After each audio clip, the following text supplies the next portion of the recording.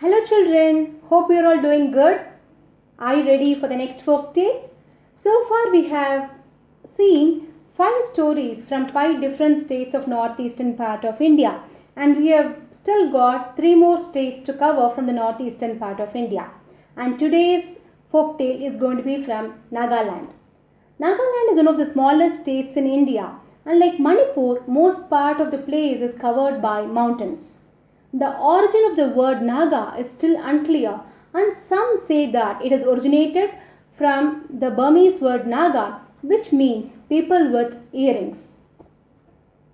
Nagaland is well known for its vibrant weaving tradition. What is weaving? Weaving is a method of textile production in which two sets of threads are interwoven to make a cloth. Weaving is completely done by the women of Nagaland, and it is customary and social obligation for every girl in Nagaland to learn weaving. And their dresses, it will be very colorful and vibrant. The important part of their dress is their shawl. There are about 16 major tribes and various sub-tribes, and for each tribe, a shawl is designed to differentiate among themselves. Nagaland is called as a land of festivals because one tribe or the other will be celebrating their festival every month. And coming to dance and music, they are very much part of their culture and they are part and parcel of their everyday life. Like for every activity, they have a folk song. When the people of Nagaland, when they plow their field, they have a song for that. And when the women of Nagaland, when they weave, they sing a beautiful song. And even when they go back home after their work, they sing a song. And when they go to bed, they sing a song. So their life is full of music. It'll be very nice, isn't it? And now, our story time. Today's story is about Nokpo Kliba, a Naga Mystic who saved the people of Nagaland from a greedy merchant. Who's a mystic? Mystic is a person who seeks the real meaning of life, somebody like a sage or a saint. The merchant lived in a village in Nagaland and he was a keen barterer. Those days money was not in use, so people exchanged goods for goods, and that was called as a barter system. You know that.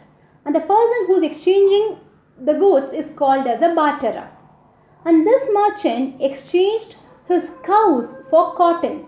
Cotton was grown in abundance in the village, and the villagers they used some cotton to weave their own clothes, and the remaining cotton they gave it to the merchant, and in turn they got the cows. That was the usual practice that was happening in the village. The merchant suddenly he became very greedy. He was not content. He wanted more. So one day he was dumping a lot of cotton in a room, and the room was already overloaded with large bales of cotton, and he quickly closed the door before anybody could see it because he didn't want anybody to see what he was having in that room. And he whispered, large bales of cotton I have, and I'm going to become the richest person in this village, and I'm going to cheat all the villagers, and I'm going to get a lot of cotton from them. Real fools they are. Papa, Papa, Papa, came the merchant's son running and said, Papa, the 2 villagers are coming with 2 big baskets of cotton. Oh, really? Time to fool them. And he looked at his son and said, my dear son, you know what to do, don't you? Like how we did yesterday. Are you ready? Yes, sis, I am ready, Papa, said the merchant's son. And you know what the merchant did? He knew some magic. So he chanted some magical words and changed his own son into a cow. Just then the 2 villagers entered the merchant's house and the merchant said, so you have come to exchange. Here is your cow, you can take it. And the merchant got 2 baskets of cotton from them and he went to dump the cotton into his room. The villagers were happily going with the cow and both of them were so happy, and one of them said, what a strong healthy cow we have got. Yes, sis, the other one said. Our neighbors are going to turn green with envy when they see the healthy cow we have got. And so they were so happy and they were going with the cow. And meanwhile, the merchant said, "Time to come home, my son." And he chanted some magical words and turned the cow, which was going with the villagers, into a dog. And the dog started to run away from the villagers. And the villagers were in deep shock. What is this? Our cow has changed into a dog and it is running away. Something fishy. Let us not chase the dog. Let us go and tell about this to our village headman. Decided the villagers, and they went and told about the incident to the village headman.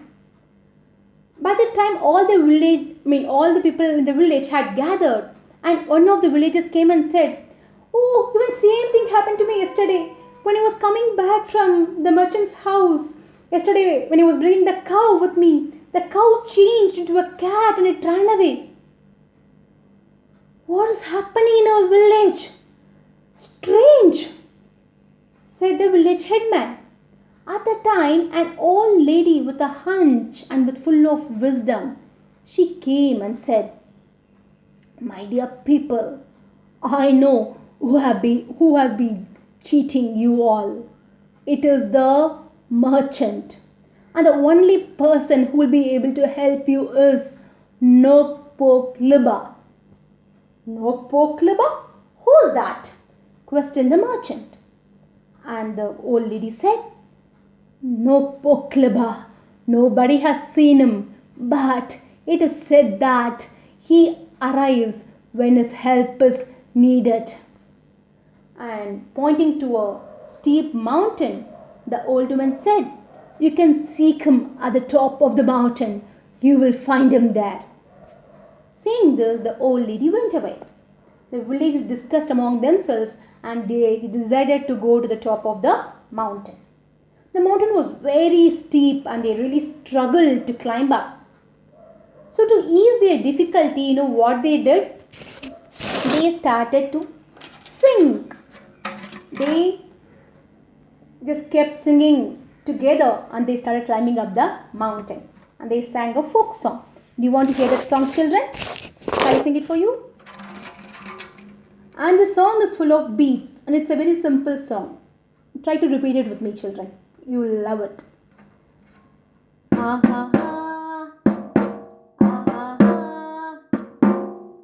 no ha ne ne, no ha ne ne hey, hi re hey, ne lu hey, hari nyala hey, ah ha ha ha, ah ha ha he, ah ha ha ho, ah ha ha, ah ha ha,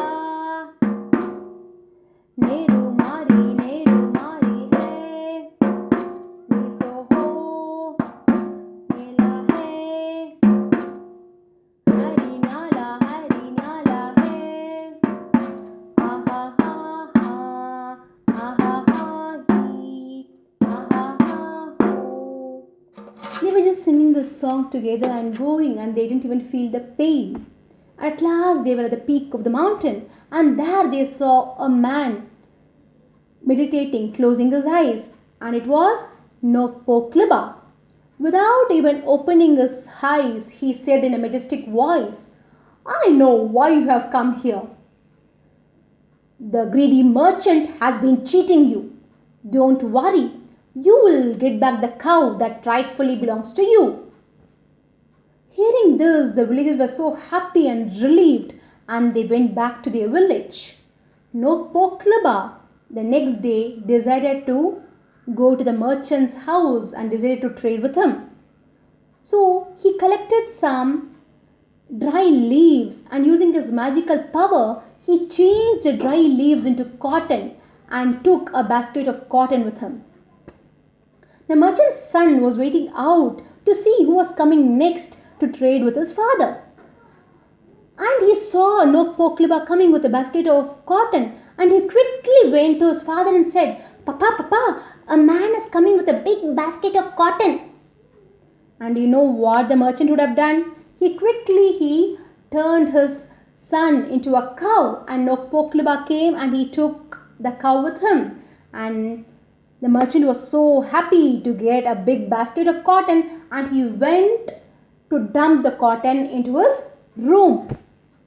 The moment he dumped the cotton in his room, you know what happened?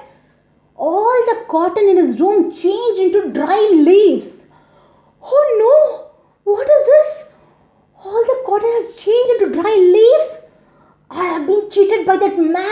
I knew. When I saw him, I was able to sense some power in him. And he remembered that his son was going with Nokpokliba.